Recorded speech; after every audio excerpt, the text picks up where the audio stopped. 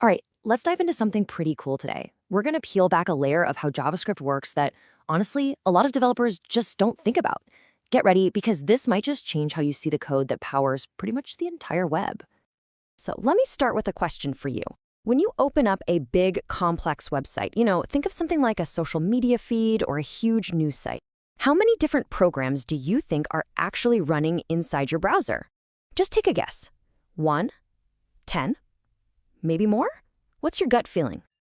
If you said 1, you are definitely not alone.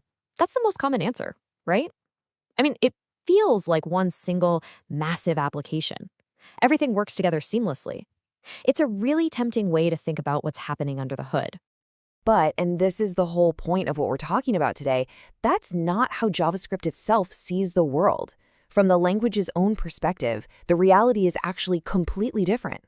So let's pull back the curtain and take a look at the surprising truth of how JavaScript really interprets all that code it's fed. This is the perspective from the language itself. Okay, first things first, we need to get our definitions straight. When we use the word program in this context, we're not talking about the entire website. No. In the world of JavaScript, a program is just a single standalone .js file. That's it.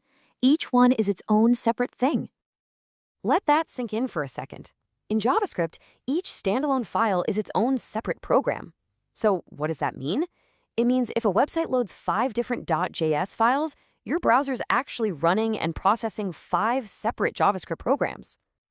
And right about now, you're probably thinking, okay, that's a neat little piece of trivia, but so what? Why does that actually matter when I'm building something? And you know what? That is the perfect question to be asking. It matters for 2 really, really big reasons that totally affect how we build and debug things.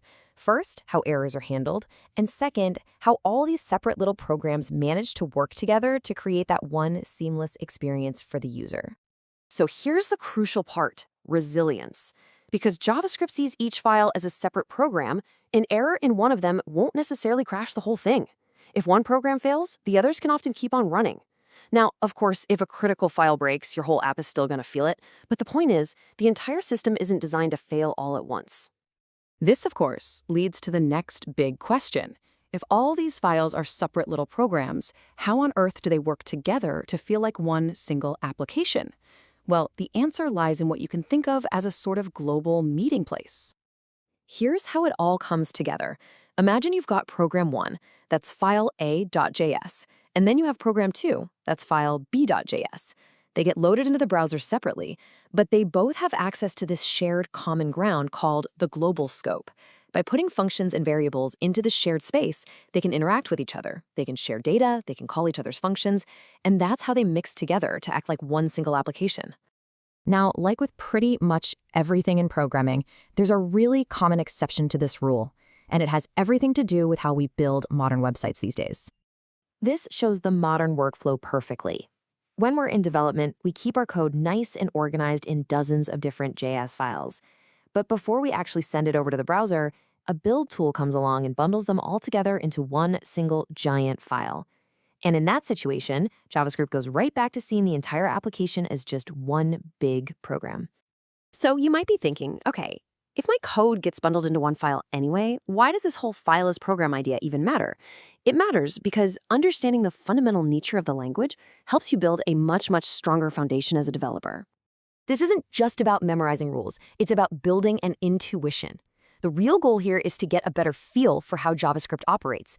Once you have that intuitive understanding, you can write code with way more confidence, because you're not just guessing, you're working with the language, not against it.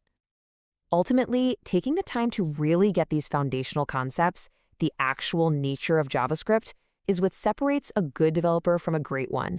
I promise you, it pays off big time in everything you build from this point on. So I'll just leave you with this final thought. Now that you have this new mental model of how JavaScript sees your code as a collection of individual little programs all cooperating in a shared space, how will that change the way you approach writing and debugging your code tomorrow? Something to think about.